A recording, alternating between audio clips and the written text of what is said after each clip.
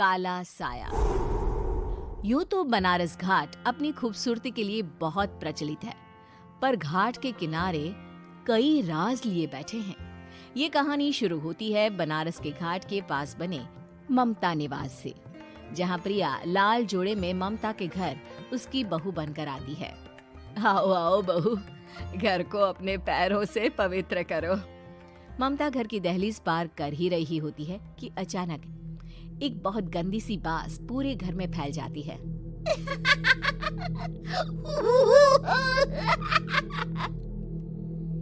ये बदबू और ये आवाजें, ये कौन हंस रहा है माँ? अब ये पड़ोसी ना हमारे थोड़े अलग से है। कहाँ हम शाकाहारी और ये मांस मच्छी खाने वाले। छोड़, तू ध्यान मत दे और गृह प्रवेश कर। और हाँ बहू, अपनी सास की एक बात हमेशा याद रखना, इन पड़ोसियों से तो कभी बात नहीं करेगी। अच्छे लोग नहीं है ये। अपनी सास की ये बात मानेगी ना बेटा?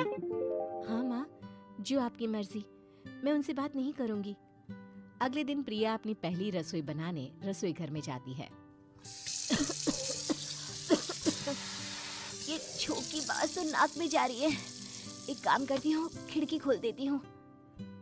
प्रिया खिड़की खोलने जाती है। इतने जाले, लगता है इस खिड़की को कभी खोला ही नहीं गया। पर ऐसा क्यों? ओह, नॉन वेज की स्मेल आती होगी ना। 2 मिनट के लिए खोल लेती हूँ, फिर बंद कर दूंगी। प्रिया खिड़की खोलती है। खिड़की खोलते ही उसकी नजर सामने वाले घर की खिड़की पर पड़ती है, जहाँ एक लड़की खड़ी होती है। हाथों में मेहंदी, लाल रंग की साड़ी, बिल्कुल सजी धजी, मानो प्रिया की तरह ही वो भी नई नवेली बहू हो। वो प्रिया को देखकर मुस्कुराती है। हे भगवान, माँ ने तो इनसे बात करने को मना किया था। प्रिया फौरन ही खिड़की बंद कर देती है और तवे पर चढ़े रोटी की ओर देखने लगती है, पर वहाँ रोटी न होकर मछली पड़ी होती है। ये क्या? पहली ही रसोई में इतनी बड़ी गलती। हे भगवान, अब मैं क्या करूं? प्रिया बहुत डर जाती है और फौरन रसोई की सफाई करने और फिर सभी के लिए खाना बनाने लग जाती है। जब वो सबको खाना परोसती है, सब तो ठीक है, मैं बेकार में चिंता कर रही थी। हे भगवान, ऐसे ही बस अपनी कृपा बनाए रखना। रात के वक्त जब सब सो रहे होते हैं, तब प्रिया को पायल की आवाज सुनाई देती है, जिससे उसकी आंख खुल जाती है। ये पायल की आवाज कहाँ से आ रही है? प्रिया उठकर उस आवाज के पीछे छत की सीढ़ियों तक जाती है। तभी उसे बच्चे के रोने की आवाज आती है। प्रिया छत पर जाती है तो क्या देखती है? वही लाल साड़ी वाली लड़की अपनी गोद में एक नवजात बच्चे को घुमा घुमा कर सुला रही है। तभी प्रिया की नजर उसके पेट पर पड़ती है। ओह गॉड, ये तो प्रेग्नेंट भी है। सुनिए, बच्चा सो नहीं रहा है क्या? मैं कुछ मदद करूं? नहीं नहीं, आपके घर वालों को अच्छा नहीं लगेगा, मैं संभाल लूंगी। स्नेहा की गोद से बच्चा हाथ मारकर प्रिया की गोद में आने को छटपटाने लगता है। दोनों घर अगल बगल में बने होने के कारण प्रिया उस बच्चे को गोद में ले लेती है। प्रिया के पास आते ही वो सो जाता है। बच्चे का वो स्पर्श रात भर प्रिया भूल नहीं पाती और अगली सुबह वो छत पर कपड़े सुखा रही होती है। तभी उसे एक औरत इशारा करके बुलाती है। स्नेहा कह रही थी बाबू तुम्हारी गोद में आते ही सो गया। मैं गौरी, स्नेहा की माँ हूँ।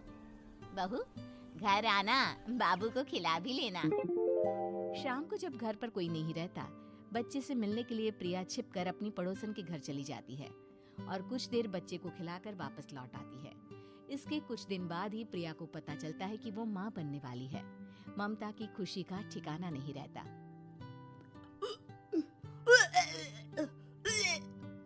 माँ जी, पता नहीं क्यों उल्टी आ रही है। प्रिया भागती हुई वॉशरूम में जाती है तो हरे और लाल रंग की उल्टी करती है। उस उल्टी में से कीड़े निकलते हैं। ये क्या? खून और ये कीड़े! माँ! माँ! प्रिया की आवाज सुनकर ममता दौड़ कर आती है, पर बेसिन में कुछ नहीं होता। प्रिया हक्की बक्की रह जाती है। ये सब क्या हो रहा है? प्रिया घबरा जाती है और अपने कमरे में जाकर सो जाती है। डर के कारण वो इतनी थक जाती है कि उसकी आंख लग जाती है। तब उसे ऐसा लगता है उसके पेट पर मानो कोई बैठा हुआ हो। कौन हो? प्रिया के पेट पर एक 5 महीने की बच्ची बैठी हुई थी, जो बुरी तरह जली हुई थी। माँ, तुम ही मुझे लाई ना अपने पेट में। मैं तुम्हारी माँ नहीं हूँ। कौन हो तुम? माँ, देखो मैं जल गई बुरी तरह से। 6 महीने पेट में रहने को भी मुझे नहीं मिला। सहला दो ना माँ। बचाओ, बचाओ, माँ। ममता दौड़कर कमरे में आती है। प्रिया की बातें सुनकर वो सब समझ जाती है। तू कहीं बगल वाले घर में तो नहीं जाकर आई ना बहू? मुझे माफ कर दो, मैं गई थी माँ। उस घर में सब मरे हुए हैं बहू। कई साल पहले स्नेहा उस घर में बहू बनकर आई थी। कुछ ही दिन में वो एक बच्चे को जन्म देने वाली थी। पूरा घर बच्चे के आने की खुशी में खोया था कि एक दिन अचानक उस घर में आग लग गई। सब बुरी तरह जलकर मर गए। गौरी आज भी दादी बनने का इंतजार कर रही है और इसीलिए स्नेहा ने अपना अजन्मा बच्चा तुम्हारी कोख में डाल दिया। ममता ये कह रही होती है कि पीछे से उसके पैरों को एक बच्चा पकड़ लेता है। दादी, दादी। माँ, स्नेहा की गोद में यही बच्चा था। ये बच्चा कौन है फिर? तेरी मौत है। तेरी भी दादी। जिस चीज का ममता को डर था वही हो गया। ममता निवास के ऊपर मौत ने चादर बिछा दी थी। प्रिया का पेट ऐसे बढ़ जाता है मानो 9 महीने का हो। 2 हाथ उसके पेट से बाहर निकलते हैं। बहू, संतोष को फोन कर, किसी पंडित जी को बुला बहू। प्रिया का पति भागता हुआ घर आता है। ये तो होना ही था माँ। तेरा पाप तेरे सामने आ गया तो तू सह नहीं पा रही है। स्नेहा घर में आग लगी नहीं थी, माँ ने लगाई थी प्रॉपर्टी की लालच में। और वो बच्चा मेरी पहली पत्नी का बच्चा है, मेरा बेटा, जो कि उस आग की चपेट का शिकार हो गया था। मैंने तुमसे ये सब माँ के कहने पर छुपाया था। मुझे माफ कर दो प्रिया। तुम अगर चाहो तो यहाँ से जा सकती हो। मैं तुम्हें किसी भी बंधन में रखना नहीं चाहता। मेरी शादी हुई है आपसे, मैं आपको छोड़ नहीं सकती, पर उससे पहले हमें स्नेहा, उसकी माँ और बच्चे की आत्मा की शांति करवानी होगी। संतोष और ममता गौरी के घर जाते हैं। अंदर सब कुछ जला हुआ होता है। जमीन पर जली हुई लाशें बिखरी हुई थी। ममता रो रो कर अपनी करने की माफी गौरी से मांगती है।